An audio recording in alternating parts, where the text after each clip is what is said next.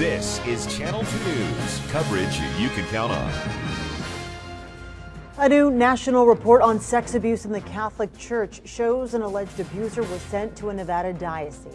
And that is our Channel 2 News big story at 5 o'clock. The Vatican right now is saying nothing so far about a bombshell grand jury report on sex abuse by Roman Catholic priests in Pennsylvania, including apparently one assigned to a Nevada church. I'm Kristen Remington. And I'm Landon Miller. Thank you for joining us. The report released yesterday said the Catholic Church used what amounted to what they're saying a playbook for concealing the truth to hide decades of abuse. And we want to warn you that some of the details might be disturbing. Nikki Batiste reports. The church showed a complete disdain for victims. Survivors wept as Pennsylvania Attorney General Josh Shapiro publicly revealed the contents of the landmark grand jury report for the first time. When you saw the emotion on the survivors' faces today, what did that mean to you? It means the world to me to be able to do this for them, to help them have some modicum of healing. Victims and their loved ones had been anticipating the release of the report, the most sweeping examination yet of child sex abuse in the U.S. Catholic Church. We've stood up and said our truth. Secret's out now. Investigators uncovered disturbing allegations, including a 7-year-old girl raped in a hospital after she had her tonsils taken out, a 9-year-old boy whose mouth was rinsed with holy water after being forced to perform oral sex, and 5 sisters abused by the same priest. How old was the youngest victim? She was 18 months old when she was abused for the first time. 18 months old. She was in a diaper. 301 offenders were named in the report. About a third, 99, came from the Pittsburgh Diocese. The former bishop there, Cardinal Donald Wuerl, spoke to us before the report was released. I think the report is going to show that during my tenure, we acted very appropriately with many times removal from ministry totally and completely. Did you ever move priests quietly to another?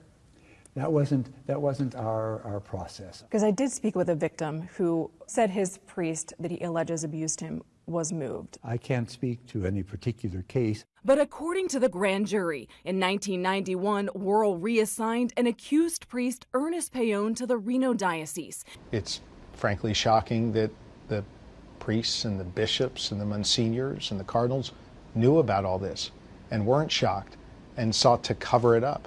Nikki Batiste, Channel 2 News. And we further looked into that priest, Ernest Payon, who Nikki just mentioned in that report. Ariana Bennett joins us now here in the studio with more on what we found. And Ari, he spent time in a Nevada diocese. Yeah, that's exactly right. He was transferred from Los Angeles to the Diocese of Reno in 1992, but that diocese also included Las Vegas, so he never actually worked here in northern Nevada. He was sent to the St. Anne Catholic Church in Las Vegas. A local diocese official said in a statement to us today that he served at St. Anne for just 1 month before he requested to return to Los Angeles for health reasons. Now, the statement says the bishop there had no idea of any past allegations, and the diocese says they have no record of any allegations made during his short tenure in Las Vegas. They went on to say, quote, Bishop Randolph Calvo and the Diocese of Reno, with great pain, have heard of the grand jury report from Pennsylvania and the terrible injury to so many innocent young people. The diocese remains diligent in enforcing our safe environment protocols and the protection of our children and vulnerable adults, end quote. Now, Payon finally left the ministry in 2003.